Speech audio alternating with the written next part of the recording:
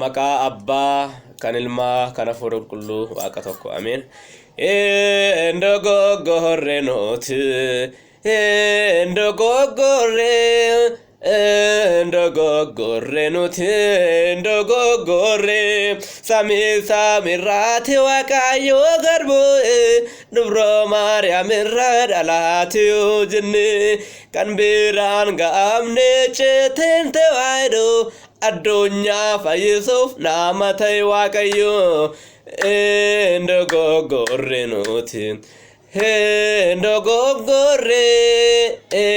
ndogoggorre nuti ndogoggorre nuti ndogoggorre nuti ndogoggorre ennarar samiti murteessara male ilma maariyaamiti jenne yoo dubbanne nuti ndogoggorre dhugaansa kanuma murteessa araarsa kan godhu eenyuma. Ndogoggorre nuti ndogoggorre nuti ndogoggorre nuti ndogoggorre nuti ndogoggorre Tabota waaqayyo ulfeenaan marsine mallattoo fayyina fannoo isaa qabanne karaa isaa dhugaadhaan qajeelarra akkuma kaleessa har'as deemaa jirra. Ndogoggorre nuti ndogoggorre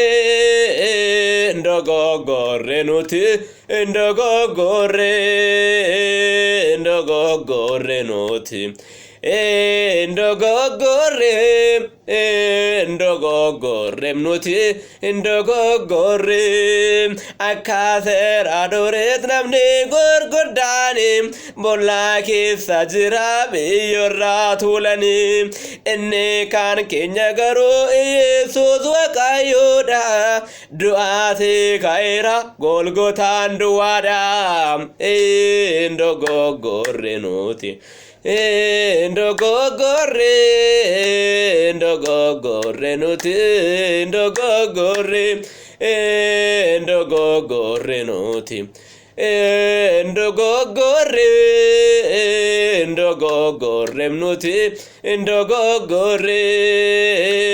ndogoggorre nuti ndogoggorre nuti ndogoggorre galanni waaqayyoodhaaf haa ta'u.